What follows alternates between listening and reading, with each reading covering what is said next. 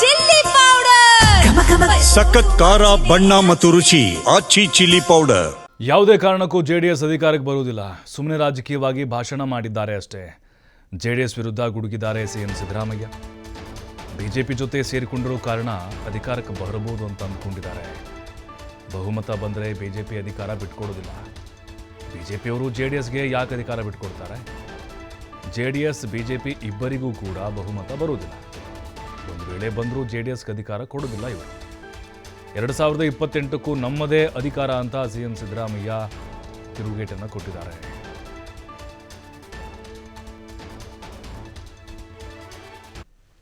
ಅಧಿಕಾರ ಬರ್ತದೆ. 17 ಗೆದ್ದಿರೋರಿಗೆ ಹೆಂಗೆ ಅಧಿಕಾರ ಬರ್ತದೆ? ಈ ಸಲ ನಿರ್ನಾಮ ಮಾಡ್ತೀವಿ ಕಾಂಗ್ರೆಸ್ನ ಅನ್ನೋ ಒಂದು ಘೋಷವಾಕ್ಯ ನಿನ್ನೆ ಆಯ್ತಪ್ಪ, ಬಾಯಿನಲ್ಲಿ ಹೇಳಿದ್ರೆ ರಾಜಕೀಯ ಭಾಷಣ ಮಾಡಬೇಕು ತಕ್ಷಣ ಆಗುತ್ತೆ.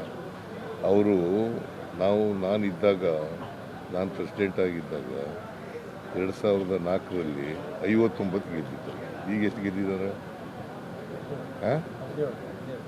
17. ಬಟ್ ಅವರಿಗೆ ಬಿಜೆಪಿ ಜೊತೆ ಇರೋ ಕಾನ್ಫಿಡೆನ್ಸ್ ಇದೆ. ಬಿಜೆಪಿ ಜೊತೆ ಬಿಜೆಪಿ ಅವ್ರು ಜಾಸ್ತಿ ಗೆದ್ರೆ ಸ್ವಲ್ಪ ಬಿಟ್ಬಿಡ್ತಾರೆ ಇವರಿಗೆ ಚೀಫ್ ಮಿನಿಸ್ಟರ್ ಆಗಕ್ಕೆ. ಫಸ್ಟ್ ಆಫ್ ಆಲ್ ಬರೋದೇ ಇಲ್ಲ ಅವರು. ಫಸ್ಟ್ ಆಫ್ ಆಲ್ ಬರೋದೇ ಇಲ್ಲ, ಯಾವ ಕಾರಣಕ್ಕೂ ಬರಲ್ಲ. ಬಿಜೆಪಿ ಇವರಿಬ್ಬರು ಸೇರಿದ್ರು ಕೂಡ ನಾವು ಎಷ್ಟು ಗೆದ್ದಿದ್ದೀವಿ? 136 ಗೆದ್ದಿದ್ದೀವಿ.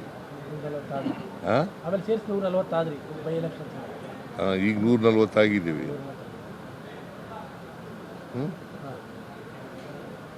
ಹೆಂಗ್ ಗೆಲ್ತಾರೆ?